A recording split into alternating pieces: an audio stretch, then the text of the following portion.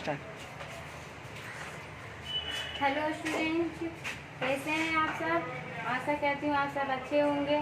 चलिए आज हम आपको यूकेजी की क्लास में हिंदी पढ़ाने जा रहे हैं। तो आइए बोर्ड पर देखते हैं।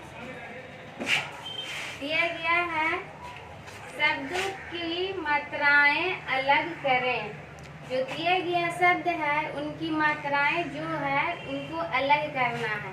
ठीक है, तो देखिए एक दिया गया है, पहले क्या लिखा हुआ है, ये शब्द दिया गया है कविता। ठीक है, तो कविता को अलग किया गया है, पहले क्या लिखा गया है, फिर जोड़ दिया गया है। ठीक है, उसके बाद ब लिखा गया है, उसके बाद जोड़ लिखे हैं, उसके बाद हर सही की मात्रा देखो यहाँ पर लिखे हैं। ठीक है, उसके बाद फिर जोड़ लिखे हैं, उसके बाद त लिखे हैं और ये आ की मात्रा बाद में लिखे हैं। ठीक है, इसी तरह इसको भी हम अलग करेंगे। ठीक है, जैसे ये लिखा गया है क्या है, बगिया, तो पहले हम ब लिखेंगे, फिर जोड़ देंगे, उसके बाद ग लिखेंगे।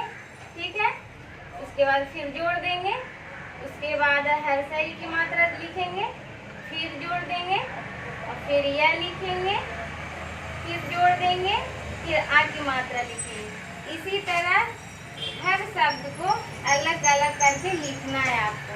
नीचे दिया गया है डाकिया, इसी तरह तोड़ के बनाइएगा। फिर दिया गया है हिरन। ठीक है, इसी तरह तोड़ तोड़ के बनाइएगा। पहले लिखिएगा ह, फिर जोड़, फिर हर सही, फिर जोड़, फिर र, फिर जोड़, फिर टवर्गी न, और उसके बाद जोड़ दीजिएगा। अलग अलग करके लिख दीजिएगा। ठीक है, तो समझ में आ गया आपको? तो चलते हैं दूसरे क्वेश्चन की तरफ। दूसरा है निम्न मात्राओं के वर्ण लिखें। जो दिया गया है यहाँ पर मात्राएं, उनका वर्ण लिखना है। जैसे ये क्या है, हर्षई है, ये क्या है, ए है, ये क्या है, दुर्गई है, ये क्या है, आ की मात्रा है, ये क्या है, हर्षऊ। तो हम देखिए कैसे बनाते हैं। जैसे लिखा हुआ है यहाँ पर हर्षई की मात्रा लिखा हुआ है, तो इसको पूरा लिखना है ऐसे, हर सही। ठीक है, अब समझ में आ गया आपको? इसी तरह सबको लिखना है आपको असाइनमेंट दे दिया गया है, उसमें आप सुंदर सुंदर साफ साफ अक्षरों में बनाइएगा। Thank you. Hello students of standard UKG. आज हम लोग इंग्लिश के सब्जेक्ट में देखेंगे कि मैच द सिमिलर साउंड, ऐसा सवाल आप लोगों को भेजा गया है। तो इसमें बहुत आसान है। सिमिलर का मतलब होता है समान, एक जैसे। उच्चारण वाले शब्दों को मिलाना है। जैसे यहाँ पर है बेक, BAKE, बेक। बेक का उच्चारण किससे मेल खा रहा है? तो बेक का फेस से नहीं खा रहा है, लेट से नहीं खा रहा है, कार्ड से नहीं खा रहा है, बेक का लेग से खा रहा है। तो इसको इस तरह से मैच कर देते हैं। इसी तरह से रेस है, तो रेस का देखेंगे किससे मेल कर रहा है। कार्ड नहीं मेल कर रहा है, लेट नहीं कर रहा है, फेस कर रहा है। तो इस तरह से आप पकड़ेंगे और रेस को फेस से मैच करते। इसी तरह का और तरह का शब्द होगा जो आपको सिमिलर साउंड से मैच कर देना है। इस प्रकार अब बच्चे समझ रहे हैं कि सिमिलर साउंड का अवधारणा क्या है। इस तरह का सवाल जब भी आप लोगों को मिलेगा तो बहुत आसानी से आप लोग अब समझ चुके होंगे। इसे मैं समझता हूं कि बनाने में कोई कसर आप नहीं छोड़ेंगे। इससे आगे जो है डू इंटू हिंदी करने के लिए भी आप लोगों को दिया गया है। डू इंटू हिंदी करना बहुत आसान है। यदि बच्चे के से का, केज ख से यरा लवा तक आया ई का अंग्रेजी उच्चारण और 12 खड़ी का यदि जान रहे हैं, काका की का अंग्रेजी में, तो आप आसानी से इसको हिंदी कर सकते हैं। यहाँ पर लिखा गया है SAPNA, इसका अर्थ क्या हुआ? तो हम देखते हैं कि सा बोल रहे हैं, तो सा बोलने के लिए कोई मात्रा नहीं है तो आ का उच्चारण होता है। तो सा बोलने के लिए एस लिखते हैं और ए लगाते हैं, SAPNA, सपना। यहाँ बन जाता है सपना।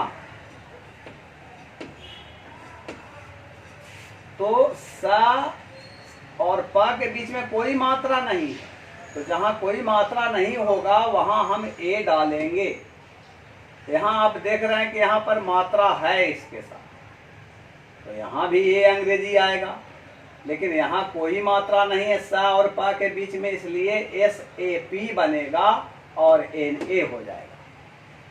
इसी तरह से आगे ध्यान देंगे, यहाँ पर है ना, नक है, दो यहाँ पर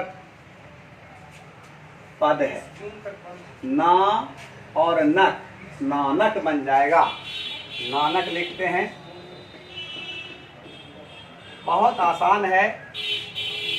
NA से ना, N से ना, NA से ना, NI से नी, NEE से नी, NU से नू, NOO से नू, NE से ने, NAI से नय, NO से नो, NAU से नौ, NAN से नन, NAS से न।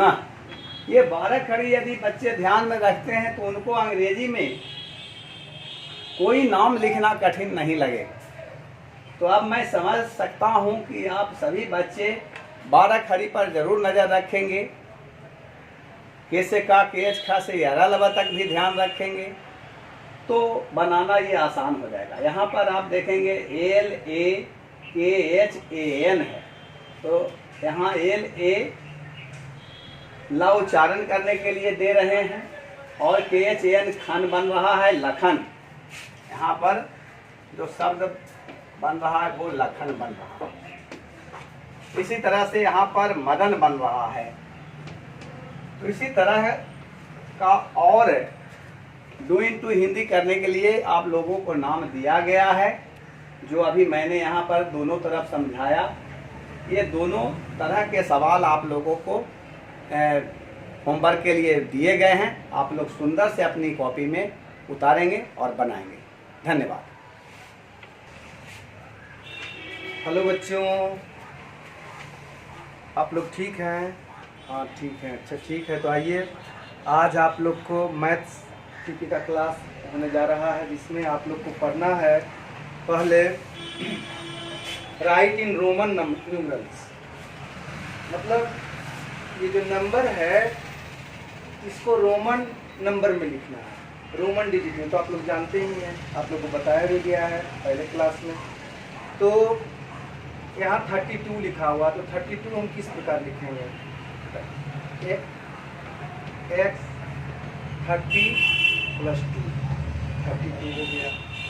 18 लिखना है, तो 10 5 6 7 8, 18 हो गया।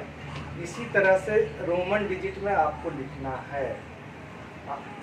आपको होमवर्क में और भी बहुत सा डिजिट दिया गया है। यहाँ मैं 1-2 डिजिट एग्जाम्पल के रूप में आप लोग को बताया हूँ।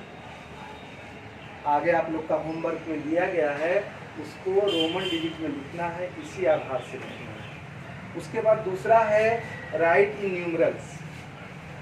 ये रोमन डिजिट में लिखा हुआ है, इसको हम लोगों को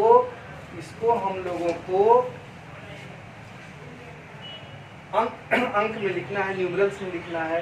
तो देखिए यहाँ कितना है, L 50 होता है और 50, यहाँ ट्रिपल X है, तो 10 20 30 30, इस तरह से लिखना है। इस तरह से आपका इसका भी, इस पैटर्न का भी आप लोग को होमवर्क दिया गया है, उसको सही से लिखिएगा। तीसरा है right the multiple table of 13 and 14।